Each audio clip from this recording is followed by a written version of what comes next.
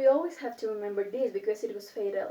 They didn't put their hands in our pockets. They stole all of our money, penny to penny, says a man with tears in his eyes. Hi everyone, my name is Griselda Pulamarin and now I'm going to talk about one of the hardest moments in the history of Ecuador. A period that many people remember with nostalgia and sadness. An event occurred between 1999 and 2000. The bank holiday was a fact that really marked all of Ecuadorians. A financial crisis which affected most of people in Ecuador. One of the most painful moments for people in the country. An issue that we would probably never forget. Recently, I have been looking for information about this crisis and all I have read shocked me and made me feel very sad. So, for the next minutes, I'd like to tell you three important points that can help us to understand what happened before, during, and after this crisis in Ecuador. Okay, the first point is about the antecedents. The financial crisis was originated in the Sixto Duran Balian government, and there were some facts that made this crisis increase.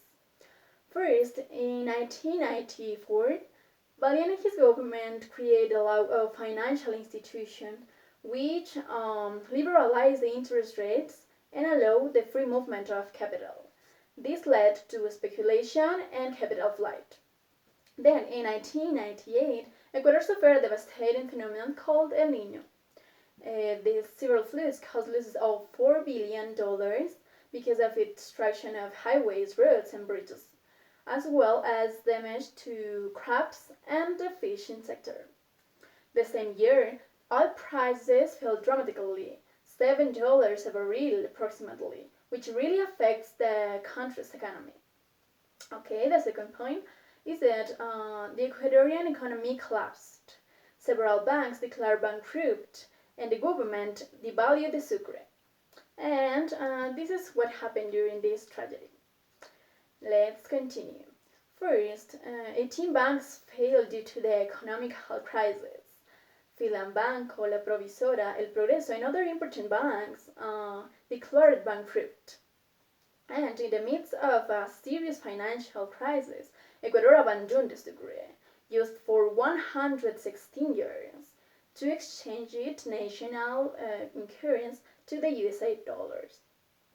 And on March 8, in 1999, the new president Jamil Mawed declared the bank holiday.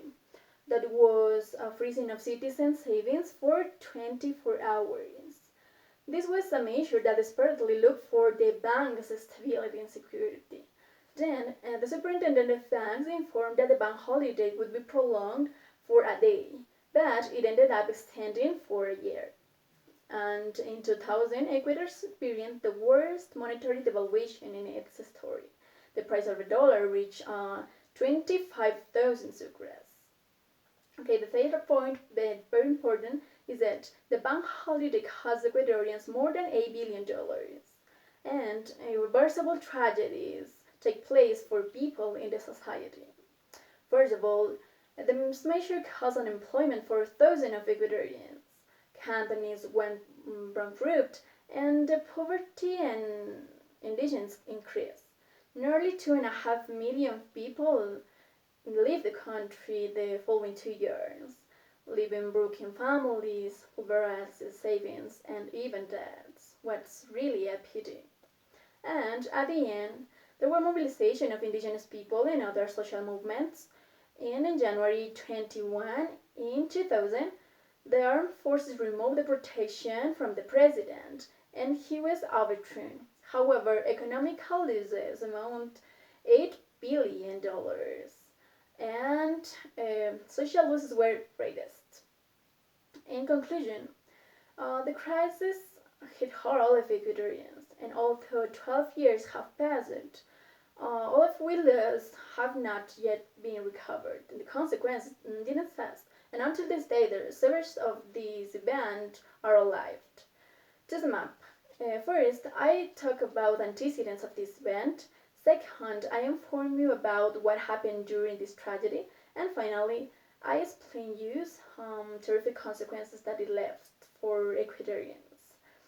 And to finish, I would like to say that we don't have to forget this issue because it was really a big tragedy, but we have to use it like a tool to fight against the impunity and injustice in our days. That's all. Thank you so much.